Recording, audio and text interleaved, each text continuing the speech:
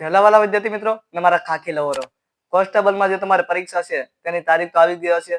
જે તમને જે તારીખ ખબર ન હોય તે પણ માટે વિડીયો જોઈ લેજો. અને તમારે કેટલા માટે તમારા પાર્ટ એ છે તે પાસ થશો અને પાર્ટ બી માં તમારે કેટલા માર્ક લાવવાના રહેશે તથા નેગેટિવ માર્ક કેટલા છે અને કેટલા તમારે જે છે ઓપ્શન ન આવડતું તમને તો તમારે કયો જે ઓપ્શન છે તે સિલેક્ટ કરવાનો રહેશે. સંપૂર્ણ જાણકારી સાથે છે આ વિડીયો મળી રહેશે. તો વિડીયોનો પૂરો જોજો. વિડીયો પસંદ આવે વિડીયોને લાઈક કરી દેજો, ચેનલને સબસ્ક્રાઇબ કરી દેજો. ચાલુ કરી વિડીયો અને ખાસ કરીને ધ્યાનથી સાંભળવા વિદ્યાર્થી મિત્રો.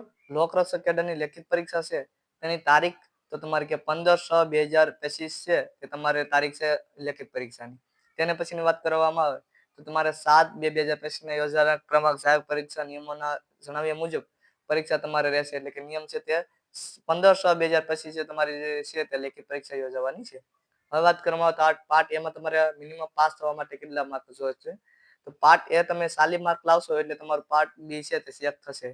પાર્ટ એમાં તમારે 80 માર્કનો MCQ હશે, દરેકનો 1 માર્ક, અને તમારી જે 200 માર્કનો જે પેપર છે પાર્ટ બી એ અને પાર્ટ બી એમ 200 માર્કનું તમારે હશે. 3 કલાક અને 180 મિનિટ છે તમારે તે આપવામાં આવશે. તેને પછીની માર્ક નેગેટિવ માર્ક છે તે 0.80. ઈ ઓપ્શન તમે સિલેક્ટ કરશો ને એટલે તમારે જે નેગેટિવ માર્ક છે તે નહીં કપાય. તેના પછીની વાત કરવામાં આવે પાર્ટ એ પાર્ટ બી તમે જોઈ રહ્યા છો કે 200 પ્લસ 200 એટલે કે તમારે 200 MCQ 200 માર્ક. પાર્ટ એ છે તમારે 80 માર્ક 80 MCQ. તેના પછીની વાત કરવામાં આવે તો અહીંયા જોઈ રહેશો તમે સિલેબસ તમને ખબર જ છે. પાર્ટ બી ની વાત કરવામાં આવે તો 120 માર્ક 120 MCQ. મિનિમમ તમારે 40 માર્ક છે તે લાવવા પડશે પાર્ટ બી માં. ને નેગેટિવ માર્ક 0.80. ઈ ઓપ્શન સિલેક્ટ કરશો એટલે તમારે નેગેટિવ માર્ક નહીં કપાય.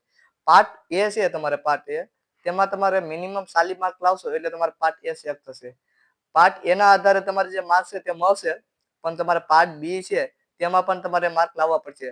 તમારે પાર્ટ એ છે તેમાં તમારે મિનિમમ તમારે જે 39 માર્ક હશે અને પાર્ટ બી માં તમારે જે 200 છે તમારે 120 માર્ક છે તેમાંથી તમારે 90 માર્ક કે 100 માર્ક હશે ને તો પણ તમારે જે પાર્ટ બી છે તે ચેક કરવામાં આવશે નહીં. એટલે ધ્યાન રાખવાની બાબત તમારે એ કે પાર્ટ એ માં તમારે મિનિમમ 40 માર્ક લાવે તેવી તૈયારી રાખવી.